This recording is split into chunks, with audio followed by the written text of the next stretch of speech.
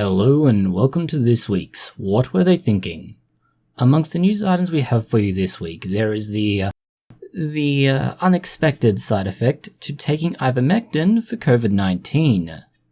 Possible long-term treatments for asthma that are in very early animal trials. Historical proclivity towards being infected by parasitic worms.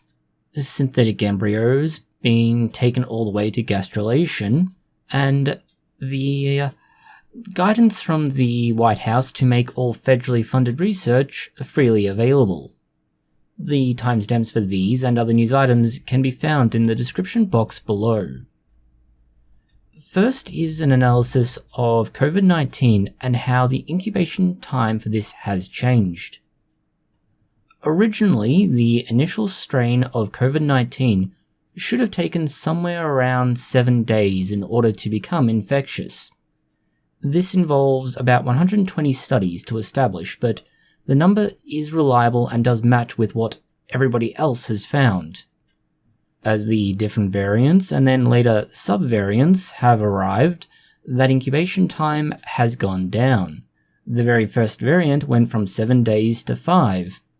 Beta only required 4.5. Delta 4.4, and now with the most recent versions of Omicron that are circulating, it's a little under 3.5 days. This means that while we are seeing an increase in infectivity, this could in part be because of outdated information. People have been assuming that it will take time to become infectious, just like it did with the earliest variants. The reality is that it's actually much less, and so their behaviors aren't matching with what's happening. What is really bizarre here is just how close the match is to the common cold. That's 3.2 days. Just a fraction over 0.2 days less. Even influenza, which is substantially more of a concern in some respects, only takes half as much time at 1.6 days. This is a concern. It means COVID-19 is moving closer and closer towards being a very rapidly spread and unfortunately rapidly changing virus. The catch to everything we've said so far is a very important one. All of these are averages or ranges. The problem with this is that an average is just that. This means you'll have more or less time depending on what the data actually contains. The significance of that is that, for example, with people who developed relatively severe COVID-19, it was a shorter time frame for their infection initially with the original strain at 6.7 days versus those who did not develop severe COVID-19, which was about 7 days. You also have comparisons based on age and not how severe the infection is. The elderly may take about 7.4 days on average, but children may take 8.8 days on average. These are the sorts of figures that can make it much more difficult to apply this information accurately and effectively. This is also another reason why a case study we have for you can be very important. We've mentioned previously how ivermectin was initially a promising lead. There was evidence to support following it up and looking at it in better context, possibly even clinical trials. These happened, and for the most part, they either found very weak evidence for its use, or no evidence at all. It turns out many of those weakly evidence trials were problematic, and many of those again have been retracted. Still, people have been using ivermectin, incorrectly, but they have been using it. This is where the case study comes in. Using the wrong drug for the wrong person can be very bad for you and for many others. In this case, the man who consumed it had ivermectin-induced acute psychosis. They had a psychiatric episode because they took a deworming medication that they should not have been using. They took this because they had COVID-19 and pneumonia, and presumably thought this was a brilliant solution to their problem. The second was also a male, and they again also thought taking this medication intended to remove worms and other similar parasites would be helpful. It was not. Neither male has a history of psychiatric problems, and so it appears to have been driven entirely by the use of improper medication under the circumstances. Some medication and similar should be viewed with skepticism or not used at all, but skepticism is not a bad thing. Taking a look at the evidence and making a judgment call based on knowledge of and understanding of what you're looking at can be a very compelling reason. It's why you would trust a mechanic to tell you what is wrong with your car. Some people have taken the position that they can replace the mechanic themselves, but in any other context. One of these is the use of aluminium in antiperspirants or anti-deodorants. These are then linked, according to these people, with things like breast cancer. The problem is, much like with, for example, the Johnson & Johnson lawsuits, the link isn't there in the science. And in fact, even medically, the link is tenuous. Most of the claims can be summarily described one of two ways. Either that the aluminium and the rest of the contents of the antiperspirant is blocking sweat glands, and this thereby prevents the removal of toxins and you develop cancer.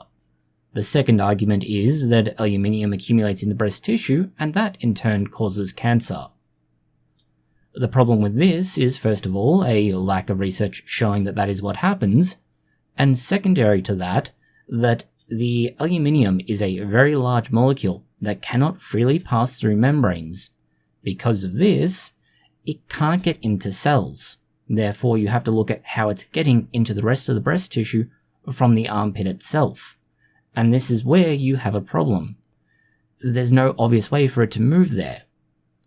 As far as blocking the sweat glands is concerned, the body has a number of other mechanisms available to remove such material, and even if it doesn't, you would only wind up in a situation similar to having pimples. And unless you are developing pimples in that area, there's no obvious sign that you are encountering a problem where the sweat glands are blocked.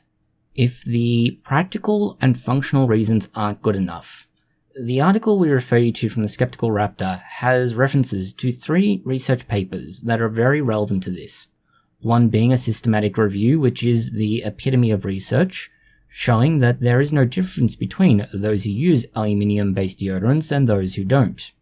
A cross-sectional analysis that found much the same, and a review paper that found aluminium-based antiperspirants or deodorants are not linked to breast cancer. Fundamentally, it's showing that the body of research, and even when you look at the different stratas of society, there is no difference. Establishing a strong basis for what you're doing is very important, and this is why the next article we have for you is important. It's an early test of a possible long-term treatment for asthma, compared to claims about aluminium, where you have very little evidence and a clear established body of research showing there isn't any difference between using it or not using it. This is starting off on the right foot. It will be able to lead into a pathway from here, where the mouse model used will show whether or not continuing to chase this particular lead is worthwhile, just the same as worth checking to see if ivermectin had some value. The treatment itself uses a molecule that will block the movement of a cell called a parasite. These are normally found in blood vessels, and what they do is they cause thickening of the airways. This is an undesirable feature when you have asthma. Unfortunately, it's also an inevitable consequence of having repeated allergic and inflammatory reactions. These cells in the airway thicken to try and compensate for what is seen as damage on a regular basis. In the short term, this is inflammation, and it's why the airways get blocked. Over the long term, the airway walls thicken. This treatment won't deal with the first way, that is, the allergic reaction itself, but it will prevent longer term complications if it works as intended. Another study this week, which is somewhat more unusual is the idea of stimulating the brain to improve memory. And this is not stimulation like, for example, games, reading, or other, let's say, thinking type stimulation. We are meaning the literal kind of stimulation where you either have a probe or some other means of delivering electrical pulses to the brain to stimulate it. In some cases, it doesn't even need to be electrical stimulation. Magnetic stimulation can do the same job for some applications. An example of this in practice is if you're trying to identify a part of the brain responsible for a certain action and thereby provide some sort of intervention to that location.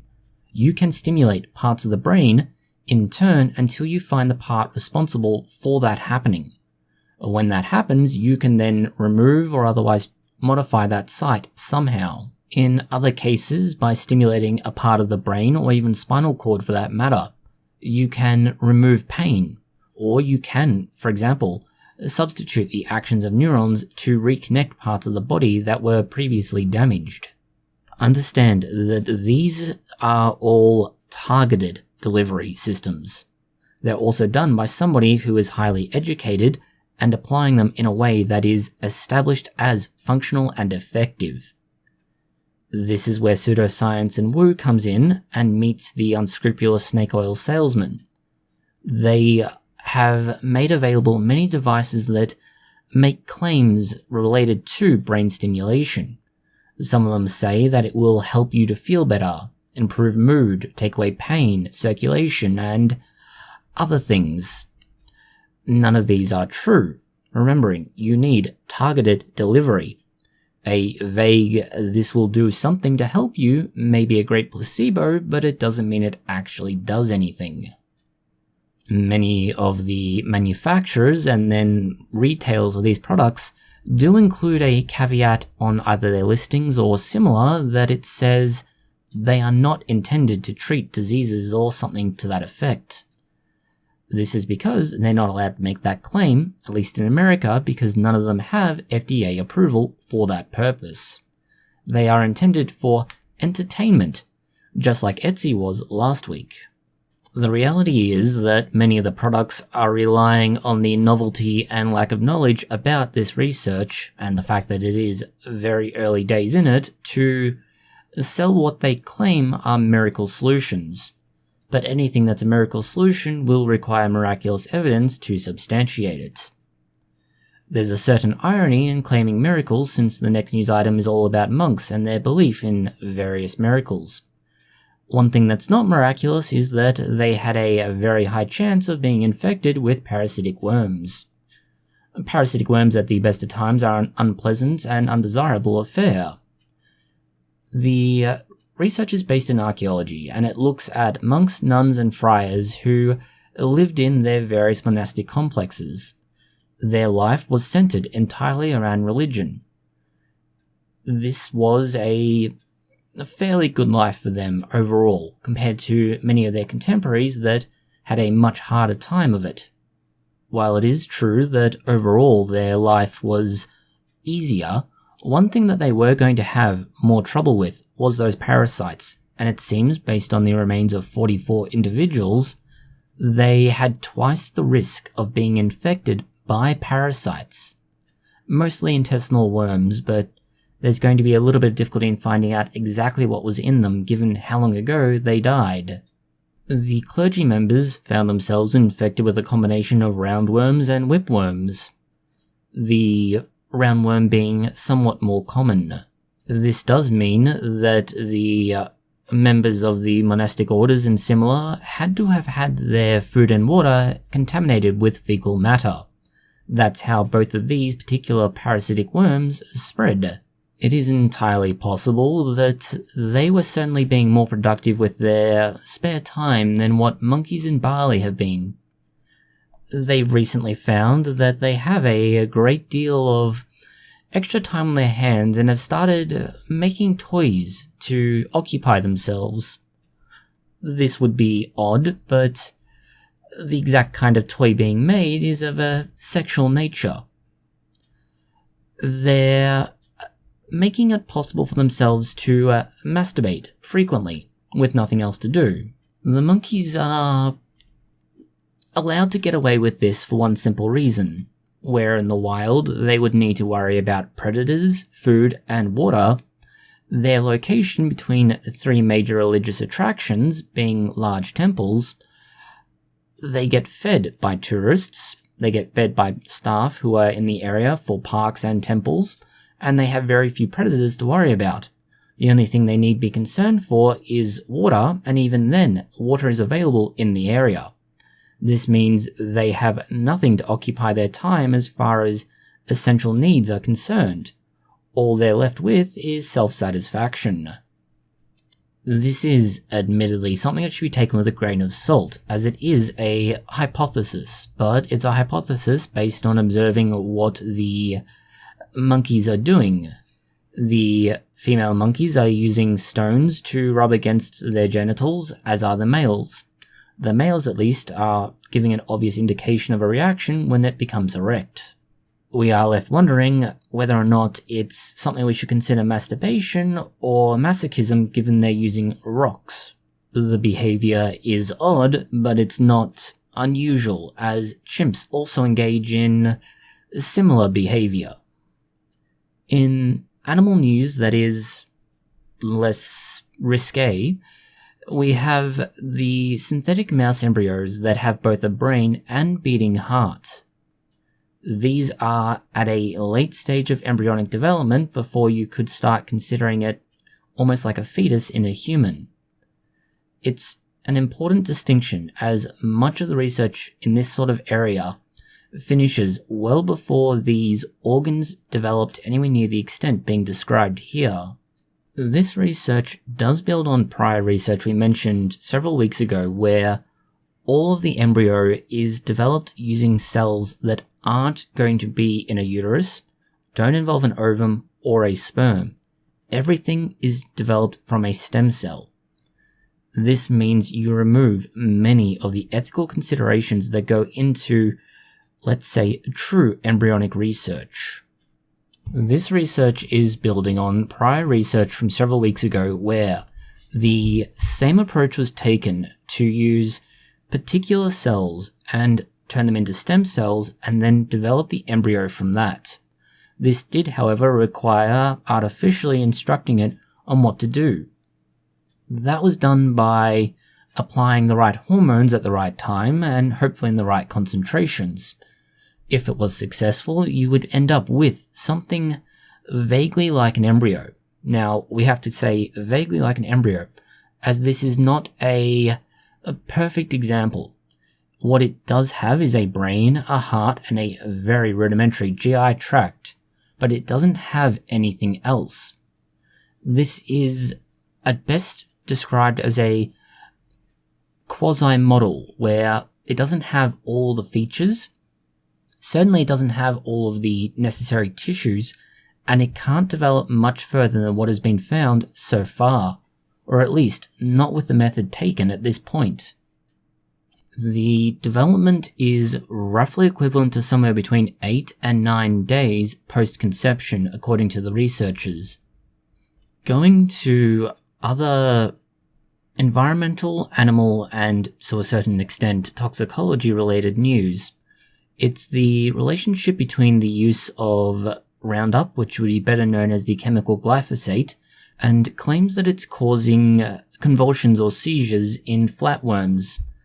And the same researchers claim this is at doses 1/300th of what is used for regular household or consumer level use rather than agricultural. RoundUp is better known for being the chemical Monsanto was sued for in the last few years and later by virtue of purchasing Monsanto Bayer, and that large awards were given. The claim for those studies is that it caused cancer. We have videos on that already if you'd like to see those in the top right. The article has been taken as evidence that the dose for a flatworm or nematode is enough to raise questions about its safety for a human. Remembering that a flatworm is tiny, often less than a millimeter in length, and that you need to find a causality for what it's exhibiting and glyphosate. From this, you then need to find out if humans, if that's what you're concerned about, have the same pathway.